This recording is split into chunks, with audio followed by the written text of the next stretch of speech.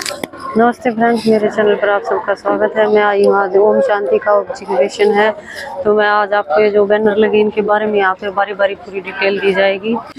अगर आप मेरे चैनल पर पहली बार आए तो चैनल को सब्सक्राइब करें, वीडियो को लाइक करें और वीडियो को ज़्यादा से ज़्यादा शेयर करें ताकि जो ओम शांति से जुड़े हैं उन तक ये वीडियो पहुँच जाए।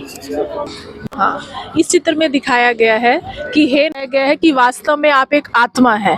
जब आत्मा इस शरीर में होती है तो उसको जीवात्मा कहते हैं। जब आत्मा ये शरीर छोड़ जाती है तो हड्डी मांस का पुतला शेष रह जाता है। इसमें आत्मा की 3 शक्तियां दिखाई हैं, मन, बुद्धि और संस्कार।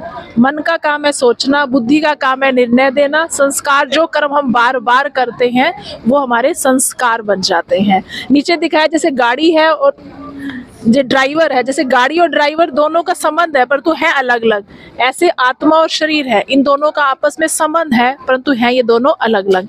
इस चित्र में आपको आत्मा के बारे में बताया, नेक्स्ट में बताएंगे परमात्मा के बारे में। ये तीन लोक लिखा हुआ है ना, ये ब्रह्मलोक, परलोक, ये लिखा है सूक्ष्म लोक, ये साकार मनुष्य लोक जहाँ पर हम अभी रह रहे हैं, ये लोक, ये साकार लोक। सूक्ष्म लोक में रहते हैं देवताओं का स्थान है, वहाँ सिर्फ देवता ही रहते हैं। परलोक आत्माओं का घर, मेन घर हमारा मतलब यही है, असली ठिकाना यही है। कोई कहीं से भी कोई नौकरी करता है तो वो जहाँ नौकरी करके न शाम को घर पे आता है, तो ऐसे ही है। हम यहाँ सिर्फ आते हैं पाठ बजाने के लिए, पाठ बजा के फिर यहीं जाना है, यहाँ से फिर आना है, ये चलता रहता है। जैसे जैसे हम कर्म करेंगे यहाँ से फिर जैसे आप क्या कर्म की है मना नहीं कर सकते हो। यहाँ फिर आपको अगर आप मना करेंगे ना तो यहाँ सब कुछ दिखाया जाएगा आपको, आप खुद ही बोलोगे कि हाँ ये कर्म मैंने किए हैं, क्योंकि आप सीढ़ी में देखोगे, मना नहीं कर सकते हो। तो उसी हिसाब से फिर यहाँ आते हैं। अच्छे कर्म किए तो अच्छे घर में, अमीर घर में जो भी है मतलब, और बुरे किए हैं तो बुरे कर्मों का फल आपको ही मिलेगा। यही तीनों लोगों का चित्र में बताया गया है कि परमात्मा की पहचान है। परमात्मा कौन होना चाहिए? परमात्मा वही, सबसे पहले तो सर्वधर्म मान्य हो। परमात्मा वही होगा जो सर्वधर्म मान्य है, कि इस ज्योति बिंदु स्वरूप परमात्मा को सभी धर्म वालों ने कहा माना है। और परमात्मा जो है जन्म मरण से न्यारा हो, दे और दे के धर्म से अलग होगा, वही परमात्मा है। वो परे से परे रहने वाला है, उसका कोई मात पिता कोई नहीं है, उसका गुरु भी कोई हो, वो स्वयं भू है, स्वयं ही प्रकृति को अधीन करके अवतरित होते हैं। और यहाँ ये इसी रूप को जो है सभी धर्म वालों ने माना है, ज्योति बिंदु स्वरूप। गुरु नानक ने कहा एक ओंकार सतनाम श्री वाहेगुरु, अयोनी है, अभोक्ता है। और क्राइस्ट ने भी कहा God is light, I am son of God. Japan में भी इसी आकार का पत्थर जो है चिन्ह रख करके उस पर ध्यान जमाते हैं। और मुस्लिम हज करने जाते मक्का मदीना में, वहाँ पर भी इसी आकार का पत्थर है जिसको संगे अस्वद कहते हैं, चूम कर परिक्रमा करते हैं। नेपाल में पशुपतिनाथ का मंदिर है, उसमें भी शिवलिंग की पूजा होती है, वो भी ज्योति बिंदु रूप की निशानी है। और हिंदू धर्म में जितने भी मंदिर हैं, सोमनाथ है, अमरनाथ है, विश्वनाथ है, अमरनाथ है और रामेश्वरम, गोपेश्वरम, ये सब जो हैं ज्योति बिंदु स्वरूप के यादगार हैं, वहीं पर उनको शिवलिंग की पूजा होती है। अच्छा, अब आगे देखें। इसमें परमात्मा का परिचय बताया है कि परमात्मा शिव ज्योति बिंदु स्वरूप है। सबसे पहले बताया कि परमात्मा का नाम, उनका सबसे मुख्य नाम है शिव। शिव का अर्थ है कि वो सदा कल्याणकारी है, कभी भी किसी का अकल्याण नहीं करता है। दूसरा बताया उनका रूप है उनका ज्योतिर्बिंदु स्वरूप। जैसे आत्मा का रूप है ज्योति बिंदु स्वरूप, इसी प्रकार से परमात्मा का भी रूप ज्योति बिंदु स्वरूप है। वो रूप में तो बिंदु है लेकिन गुणों में सिंधु है। ये सब परमात्मा के गुण दिखाए हैं, गुणों के भंडार हैं, दिव्य दृष्टि के विधाता हैं, बिंदु रूप ज्योति स्वरूप हैं, काल के पंजे से छुड़ाने वाले हैं, सृष्टि के आदि मध्यांत के ज्ञाता हैं, आनंद के सागर हैं, सुख दुख से न्यारे हैं, शांति के दाता हैं। ये सब परमात्मा के गुण दिखाए हैं। और वो कार्य क्या करते हैं, आकर के सत्य गीता का ज्ञान देते हैं, जो वो हमें ज्ञान और योग की शिक्षा देते हैं, जिससे हम अपने सभी विकारों से मुक्ति पाते हैं। वही वास्तव में सत्य गीता ज्ञान है। आज के समय में दुनिया में जितने भी दुख और अशांति है, उसका मूल कारण है हमारे विकार, और उन विकारों को मूल से ख़त्म करने के लिए परमात्मा जो हमें ज्ञान देते हैं वो है सत्य ईश्वरीय ज्ञान। उसको धारण करके हम फिर से अपने संपूर्ण सत्य स्वरूप को प्राप्त करके सुख, शांति, प्रेम, आनंद की प्राप्ति कर पाते हैं। ये हमारी 84 जन्म की जो कहानी है उसको सीढ़ी के रूप में दिखाया गया है कि सीढ़ी के रूप में देखेंगे तो और अच्छे से आपको समझ में आएगा कि हमारा जो जीवन चक्र है 84 जन्म का वो कैसे चलता है। तो सबसे पहले सतयुग में दिखाया है कि यहाँ पे लक्ष्मी नारायण जी दिखाए हैं। तो ये 16 कला संपूर्ण थे, 16 कला संपूर्ण, जहाँ पे बोलते हैं ना कि सारे गुणों से संपूर्ण, कोई कमी कमजोरी नहीं थी। और क्या शेर और बकरी एक घाट पे पानी पीते थे। तो ये जो श्री कृष्ण, श्री नारायण और श्री लक्ष्मी दिखाए हैं, ये कोई कहीं और से नहीं, कोई और युग में नहीं थे, ये सतयुग में ही थे और हम ही थे। हम अपने गुणों को भूलने के कारण हम क्या हैं कि अभी गिरते आए हुए हैं, और अभी हमने क्या किया है, इन्हीं फोटो को, चित्रों को हमने पूजना शुरू कर दिया है। ये सतयुग का है जहाँ पे 16 कला संपूर्ण थे। फिर है त्रेता युग। त्रेता युग में क्या है कि 2 कलाएं कम हो जाती हैं, 14 कला होती हैं इसमें, क्योंकि धीरे धीरे 16 कला से विकारों में आने के कारण, कमी कमजोरी आने के कारण 2 कलाएं कम हो जाती हैं इसमें। फिर ये भारत देश दिखाया। भारत देश में क्या है कि सबसे पहले शिवलिंग की पूजा होती है, और शिवलिंग की पूजा के बाद हमने क्या है, देवी देवताओं के चित्र रख के और उन्हीं को पूजना शुरू कर दिया है। यहाँ पे श्री कृष्ण, राधे कृष्ण है ना, और राम सीता, ये हैं गणेश जी और हनुमान जी। तो सबको अलग अलग, जिसको जो अच्छा लगता है उसी की फोटो लगाता है और अपना पूजना शुरू कर दिया, और वास्तविक स्वरूप को भूल गए कि हम ही वास्तव में ऐसी देवी देवता थे। उसके बाद कलयुग का चित्र दिखाया है नीचे। कलयुग में क्या है कि सारे यहाँ पे पेड़ों की पूजा शुरू कर दी, यज्ञ हवन स्टार्ट कर दिए, कोई ध्यान कर रहा है ना, और सभी विकारों में दिखाया है कि डूबे हुए हैं सभी। तो विकारों की प्रधानता है यहाँ पे। तो अभी क्या है, कलयुग सृष्टि का एंड चल रहा है, और कलयुग के बाद फिर से हमारा सतयुग आना ही है। तो ये बोल सकते हैं हम कि ये कलयुग और सतयुग, कलयुग और सतयुग का मिलन चल रहा है, यानी कि बीच का समय चल रहा है, जहाँ पे स्वयं प्रजापिता ब्रह्मा हमें ये ज्ञान दे रहे हैं, शिव परमात्मा का, कि हम कैसे अपने गुणों को दोबारा धारण कर सकते हैं, और ऐसे दोबारा से श्री लक्ष्मी ने और श्री नारायण में जो गुण थे, जो 16 कला संपूर्ण थे, हम दोबारा से वैसा बन सकते हैं। तो वो पढ़ाई है, वो ये पढ़ाई है हमारे यहाँ ब्रह्मा कुमारी विश्वविद्यालय में हमें सिखाई जाती है कि हमें दोबारा से उन गुणों को कैसे धारण करना है। यहाँ पे देखो चित्र दिखाया है, यहाँ पे दिखाया है ब्रह्मा द्वारा स्थापना, विष्णु द्वारा पालना और शंकर द्वारा विनाश। देखो कोई भी माता पिता ये नहीं चाहता कि मेरे बच्चों में कमी कमजोरियां रहें, है ना, उनके अंदर विकार आए, उनके अंदर अवगुण रहें, है ना। तो हमारा परमपिता परमात्मा स्वयं शिव परमात्मा है, तो वो क्या सोच सकता है, वो जो चाहता है कि हम हमारे अंदर जो कमी कमजोरियां हैं, जो अवगुण है, वो हमारे अंदर रहें, वो कभी नहीं चाहेगा। तो परमात्मा ने देखा कि मेरे बच्चों में इतनी कमी कमजोरियां, इतने विकार आ रखे हैं, तो उनको मुझे दूर करना चाहिए। लेकिन मैं तो निराकारी हूँ, है ना, मैं उनको कैसे जाके समझाऊं।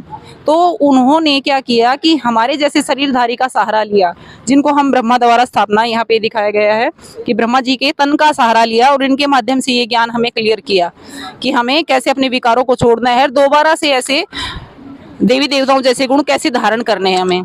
फिर ये विष्णु द्वारा पालना दिखाई गई है कि सृष्टि की जो पालना होती है वो विष्णु जी करते हैं, और शंकर द्वारा विनाश, और शंकर को माध्यम बनाया है विनाश के निमित्त। तो सभी ये रोल प्ले कर रहे हैं, और रोल प्ले करने का जिम्मा भगवान ने इनको दिया है, और ये अपना पार्ट प्ले कर रहे हैं। अच्छा, ओम शांति। ये है शंकर और ये है शिव। शिव और शंकर दोनों अलग है, हम दोनों को एक ही मानते थे आज तक।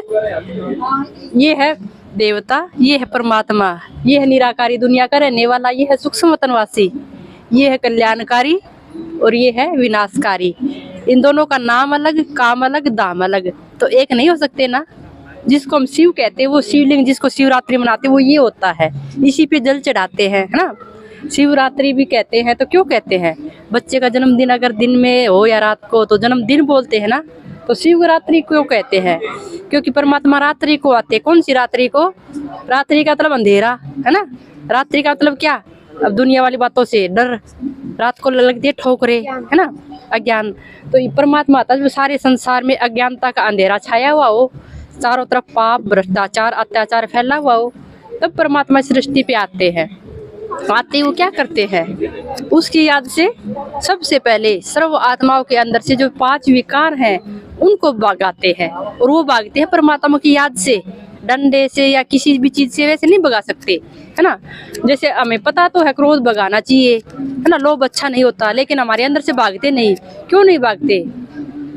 क्योंकि हमें भगाने का तरीका नहीं है। जैसे कमरे में अंधेरा है तो उसको भगाने का क्या तरीका है, बटन दबाओ और अंधेरा गायब, रोशनी हो जाती है ना। ऐसे ही ये हमारे विकार अंदर से कैसे जाएंगे, जब परमात्मा को याद करेंगे तो अपने आप चले जाएंगे, हमें भगाने की जरूरत नहीं पड़ती। ये अब जाएंगे और गुण आते जाएंगे, गुण आएंगे तो क्या बनेंगे, हम देवता। देवता बन जाएंगे तो क्या होगा, सुख, शांति, प्रेम, सतयुग, है ना, नई दुनिया। और शिवलिंग पे क्या चढ़ाते हैं हम, अकदतूरा, भांग। भांग का मतलब क्या है, परमात्मा तो निराकार है, इसका शरीर ही नहीं, तो भांग कैसे पिएगा, है ना। भांग का मतलब क्या है, नशा। नशा कौन सा होना चाहिए, नारायणी नशा, जो कभी उतरे ना। परमात्मा के नशे के पीछे दुख, अशांति सब खत्म हो जाते हैं ना। उस नशे में हम डूब जाते हैं तो संसार का कोई चीज हमें दुख नहीं दे सकती।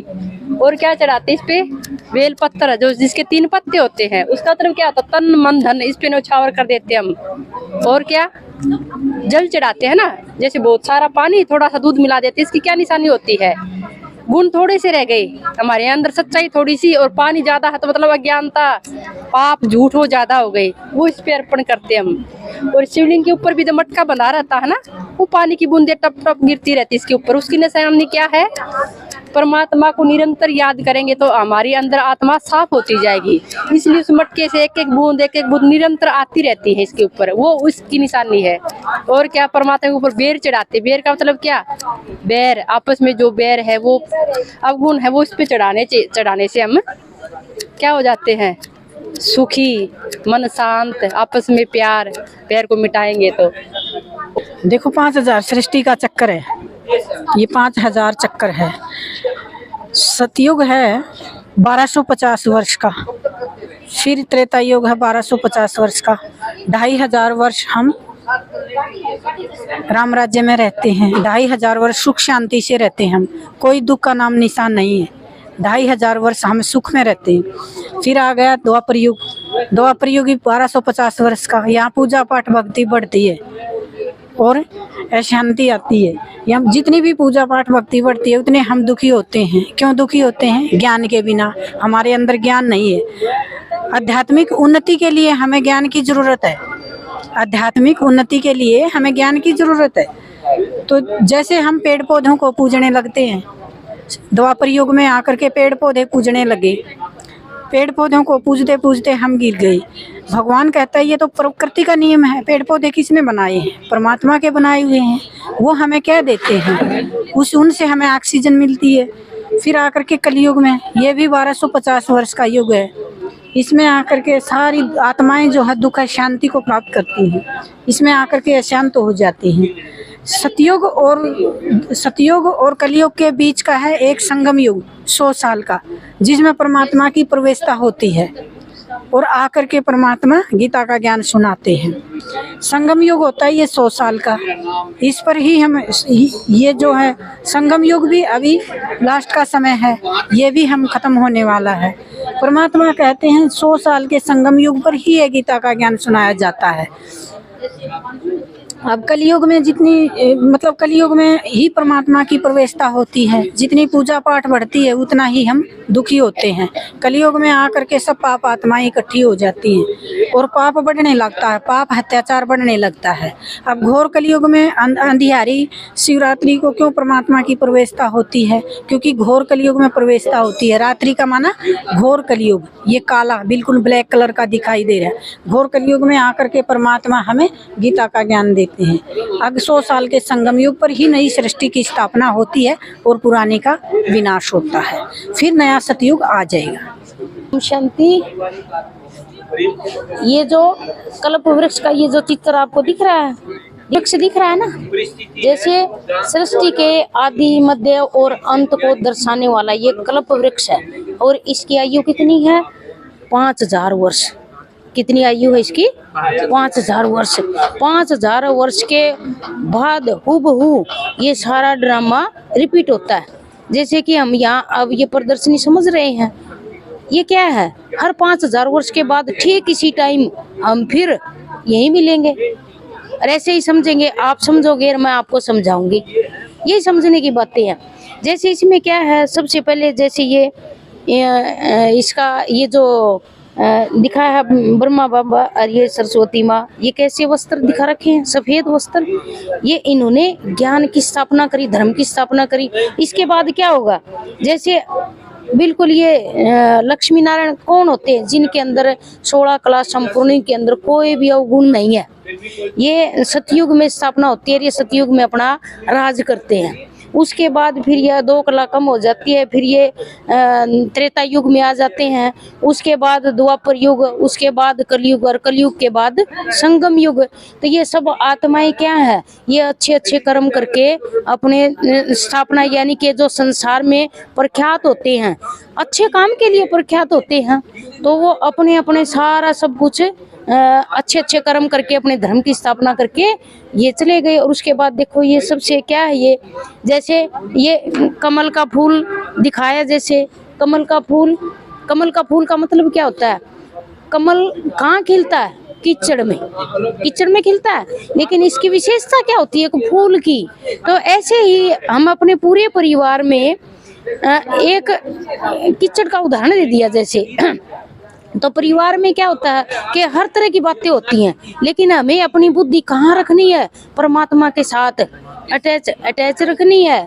तो परमात्मा के साथ हम जब भी रहते हैं तो हमारी बुद्धि अच्छा काम करती है। जब हम परमात्मा के विपरीत होते हैं, हमारी बुद्धि विपरीत हो जाती है और हमसे क्या है? उल्टे उल्टे कर्म होने लग जाते हैं। और हमारा मकसद क्या है?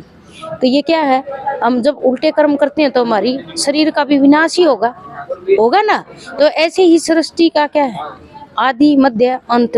शुरुआत कैसे हुई और अंत कैसे होगा? जैसे ये शंकर दिखाया है, तो शंकर में मतलब जैसे ये विनाश दिखाते हैं ना, तो उसमें शंकर बोला शंकर विनाश करेगा। कैसे होगा? अपने शरीर के अंदर जो 5 विकार होते हैं ना, वो 5 विकारों का नाश होगा, तो हमारा शरीर बिल्कुल प्योर हो जाएगा। तो वो बिल्कुल प्योर हो जाएगा तो उसके बाद हम जो अपने कर्मों के अनुसार हमें जैसे जन्म मिलता है, तो अच्छा या बुरा हम अपने कर्मों के ऊपर डिपेंड है। लेकिन हाँ, तो ये सृष्टि चक्कर जो है, इसकी आयु 5000 होती है। 5000 वर्ष के बाद हूबहू ऐसे ये ड्रामा रिपीट होगा। आया समझ? Thank you. ये ओम शांति की ज्ञानवर्धक बुक्स रखी हैं। मैम बुक के बारे में बता दो थोड़ा।